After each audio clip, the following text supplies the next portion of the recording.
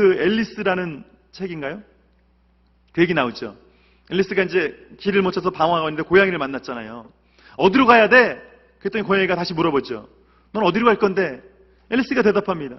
어디로 갈지 몰라. 그랬더니 고양이가 아주 의미 있는 말을 하죠.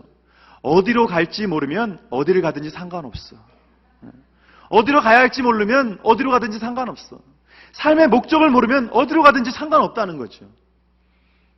나아가는 게 중요한 것이 아니라, 인정받는 것이 중요한 것이 아니라, 삶의 목적과 방향이 하나님께서 원하시는 그 길로 나아가야 된다고 하는 사실입니다. 여러분, 예배는요, 우리를 온전하게 하는 겁니다. 우리의 삶을 바르게 하는 겁니다. 건강하게 하고 해피하게 합니다.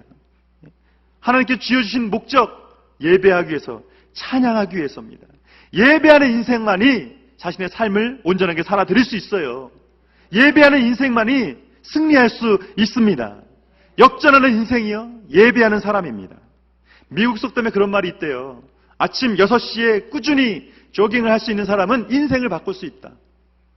꾸준히 아침마다 운동할 수 있는 사람은 6시에 일어나서 조깅하는 거 쉽지 않거든요. 꾸준히 하는 사람은 인생을 바꿀 수 있다는 거예요. 근데요, 제가 거기에 더 해서 여러분, 제가 추천합니다. 예배하는 사람은요, 자신의 삶뿐만 아니라 자녀들의 삶도 바꿀 수 있습니다. 예배하는 사람은요, 자신의 삶뿐만 아니라 세상도 바꿀 수 있습니다. 수가성 여인은요, 일찍 자신의 삶을 포기했어요. 결혼을 전전하다가, 이 남자 저 남자 전전하다가, 그저 정오에 아무도 상대하지 않고 물을 길러 올 수밖에 없는 그런 인생으로 낙오하고 떨어지고 말았습니다. 그런데 어느 날 예수님을 만났어요. 예수님께서 사마리아 여인에게 물 한 잔 달라. 그랬더니 여인이, 유태인들은 보통 사마리아인들과 상종하지 않거든요. 피가 섞였다고 그래서. 어떻게 유태인이 당신이 나에게 물을 달라고 하냐. 상종도 안 하더니 왜 물을 달라고 하냐. 쏘아대죠. 그때 예수님께서 얘기하십니다. 내가 지금 달라고 하는, 내가 물을 달라고 하는 내가 누군 줄 네가 알았다면 네가 오히려 나한테 생수를 구했을 것인데. 생수요? 생수라는 것이 있습니까? 그럼 나에게 좀 주십시오. 내가 이 정오에 이 꼴보기 계시는 사람들 보기 싫어서 정오에 물 들어오는데 내가 물 들어오지 않게 생수를 나에게 주십시오. 그럼 남편을 데려와라. 내가 생수 줄게. 저는 남편이 없는데요. 네가 남편이 없어? 5번이나 결혼했는데 남편이 없어? 그래, 넌 남편이 없지. 지금 있는 남자도 네 남편이라고 할 수가 없지. 저를 아십니까? 당신은 선지자군요. 그럼 어디서 예배 드려야 되는지 나에게 알려주십시오. 우리 사마리아 사람들은 그리심산에서 예배 드려야 한다고 하는데, 또 유태인들은 예루살렘에서 예배 드려야 한다고 하는데, 어디서 예배 드려야 하나님께서 받으십니까? 이 북이스라엘과 남유다가 갈라지면서 많은 사람들이 원래 예루살렘에 성전이 있으니까 예루살렘으로 모이는 거예요. 북이스라엘로 갈라졌는데도 이스라엘 사람들조차도 유다로 와서 예루살렘으로 와서 예배를 드리는 거예요. 그러니까 북이스라엘이 아무래도 마음이 다 이 예루살렘으로 가니까 안 되겠다. 그래서 이 아하방 때 이제 사마리아에 그리심산에 새로운 산당을 짓고 거기서 예배 드리도록. 그리심산은 모세가 축복을 선언한 그런 산이니까 그리심산도 영산 아니냐. 하나님께서 은혜 주시는 산 아니냐. 그리심산에서 예배 드리면 하나님께서 받으신다. 예루살렘보다 그리심산에서 원래 예배 드리는 것이 맞다. 그런다는 거예요. 그때 예수님께서 말씀하시죠. 예루살렘에서도 말고 그리심산에서도 말고 오직 하나님께 예배하는 자들은 어떻게 해요? 신령과 진정으로 예배할지니라. 신령과 진정으로 예배할지니라. 어디서 예배드립니까? 어디서 예배드립니까? 여러분, 어디서 예배드립니까? 어떻게? 이 예배의 방법 때문에 실은 신령과 진정의 예배가 참 많이 막힙니다. 어디서 드리는 것이 중요한가요? 아니요. 신령과 진정으로 드리는 것이 중요합니다. 주일 1부 예배 드려야 되나요? 2부 예배 드려야 되나요? 3부 예배 드려야 되나요? 시간이 중요합니까? 아니요. 신령과 진정으로 예배 드리는 것이 중요합니다. 찬송가를 많이 불러야 하나님께서 좋아하실까요? CCM 복음성가를 많이 불러야 좋아하실까요? 아니요. 신령과 진정으로 찬양해야 합니다. 요새는 찬송가 때문에, 찬송 때문에요. 막 세대가 갈리고 교회가 갈리고 그래요. 찬송가 요새는 또 한 찬송가가 또 장수까지 달라져가지고 뭐 통일 찬송가, 새로운 찬송가 또 다시 얘기를 해줘야 하고 불편하기도 하지만 또 젊은 세대는 CCM이다. 나이 든 세대는 찬송가다. 마치 이런 식으로 나뉘어져 버렸습니다. 그렇지 않습니다. 여러분, 무엇이 열린 예배고 무엇이 닫힌 예배예요? 찬송가 많이 부르면 닫힌 예배고, 복음서가 많이 부르면 열린 예배고, 넥타이 매면 닫힌 예배고, 넥타이 풀르면 열린 예배예요? 예배의 본질을 놓치고 있잖아요. 신령과 진정으로 예배 드려야 그것이 열린 예배고 온전한 예배입니다. 신령과 진정으로 드리는 예배가 하나님 받으시는 예배입니다. 그리심산, 예루살렘, 뭐가 중요합니까? 하나님께 집중하는 것이 중요합니다. 신령과 진정으로 하나님께 드리는 것이 중요합니다. 하나님께 집중하는 것을 방해하는 것은요, 내가 하나님을 섬긴답시고 이것저것 하느라고 정작 하나님을 섬기는 것, 하나님을 예배하는 것을 놓친다고 하는 거예요. 우리 성도들끼리 교제해야 돼요. 근데 교제에 너무 연연해서 목장 예배가 뭐 교제가 전부이고 교회 예배는 사이드고 그 이후에 교제가 메인이 돼버리면 이거 전혀 주객이 전도되는 겁니다. 예배의 대상이신 하나님을 신경 쓰지 않고 예배의 방법만 연구하다가 정작 제대로 된 예배를 드리지 못할까봐 저는 무척이나 걱정이에요. 제가 처음 전도사했던 교회에서 어느 수예배를 드리는데 제가 그 분이 어떤 집사님이 대표 기도를 하시는데 제가 기절할 뻔했어요.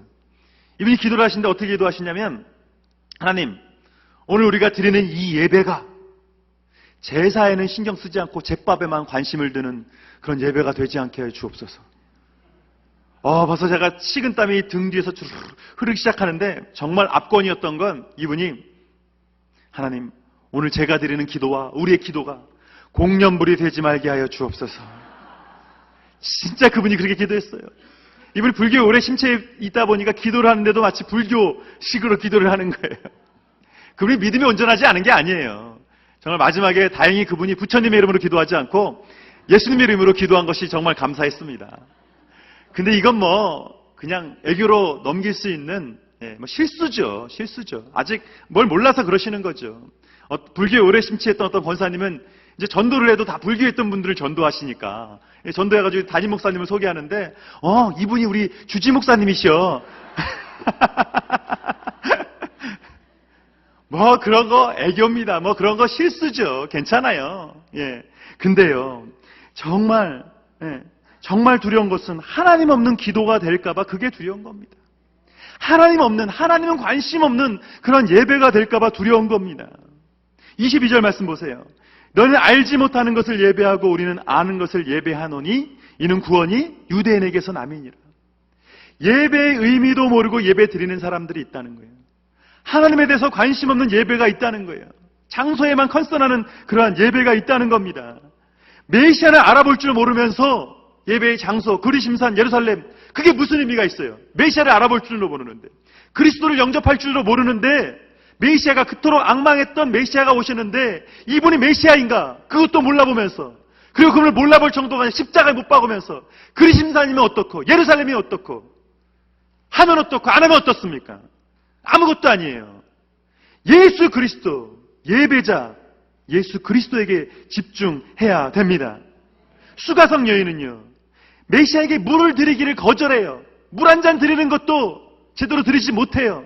그런데 메시아를 알아볼 줄도 모르면서 물 한 잔 드리기도 거절하면서 어떻게 하나님을 기쁘시게 하는 예배를 드릴 수 있겠습니까? 하나님을 거부하면서, 하나님께 드리기를 거부하면서 우리가 온전한 예배를 드릴 수 있어요? 왕 앞에서 무릎 꿇기도 거절하면서, 싫어하면서, 마치 내가 무엇을 드리는 것, 내가 무엇이나 하나님께 적선해서 드리는 것처럼 그런 식으로 드리면서 예배 드릴 수 있어요? 하나님께서 그 예배를 기뻐하시겠습니까? 주님께서 말씀하시죠. 너희는 도무지 알지 못하는 것을 예배하고 있다. 알지 못하는 것을 예배하고 있다. 이 예배는 하나님께 드린다. 예배는 하나님께 드리는 것이, 너희들 그것을 알고 있니? 나의 것을 가지고 드리는 것이 아니에요. 하나님께서 나에게 주신 것을 가지고 드리는 겁니다. 하나님의 것을 하나님께 드리는 거예요. 그게 예배입니다. 하나님께서 우리에게 주신 것을 드리는 거예요. 그게 헌금이에요. 하나님께서 주신 우리의 생명을 주님께 다시 돌려드리는 겁니다. 그것이 예배입니다. 그래서 예배는요, 삶이 되어야 돼요. 신앙은요, 삶이 되어야 돼요. 신앙은요, 예배가 돼야 돼요. 예배는 삶이 되고 삶은 예배가 돼야 됩니다. 여러분, 말 한마디라도 제가 조심해서 하자고 말씀드렸잖아요. 말할 때 여러분, 기도하듯이 말아야 돼요. 기도하는 것과 똑같은 마음을 가지고 대화를 해야 돼요. 아내에게, 남편에게, 목사에게, 성도에게 이야기할 때 말하듯이 말하지 마세요. 세상 사람들처럼 똑같이 말하지 마세요. 기도하듯이 말하세요. 예배당에 있으면 거룩한데 왜 예배당에만 나가면 싸웁니까? 예배 잘 드리고 주차장에서부터 싸운대요. 차 왜 안 빼냐고. 여태까지 예배 드렸던 건 다 주차장에서 잃어버린데 여기 원마일이나 갔습니까? 100비트도 못 가가지고 예배 받은 애를 다 놓쳐버린대요. 이게 다 어디 있는 거예요? 뭐 때문에 그렇습니까? 예배할 때 하나님께 예배드린다는 사실을 잃어버리는 거예요. 우리의 인생에 하나님께로부터 왔음을 자꾸 놓쳐버리는 거예요. 여러분, 예배는 삶입니다. 삶이 예배예요. 우리가 오늘 이 시간도 예배드릴 뿐만 아니라 여러분 가정에서 오늘 식사하면서 예배 드리는 겁니다. 여러분 그냥 직장이라고 생각하지 마세요. 여러분은 짭은요 성직이에요. 목회자만 성직이 아니에요. 우리 프로테스탄트가 캐톨릭에서 나오면서 개혁을 하면서 리폼 하면서 나오면서 새롭게 한 게 뭐예요? 만인 제사장설. 모든 사람이 제사장으로 서야 된다는 거예요. 모든 사람이 코람되어 하나님 앞에 서야 된다는 겁니다. 삶에서 우리가 예배드리듯이 대화해야 돼요. 기도하듯이 말해야 됩니다. 하나님의 것인데 하나님께 드릴 수 없어요? 하나님께서 주셨는데 하나님께 드리기가 아까워요? 그만큼 욕심이 우리 영혼을 잠식했다는 의미입니다. 예배는요, 나를 포기하는 것이 예배입니다. 내가 가진 것에 대한 소유권을 포기하는 것, 그것이 예배입니다.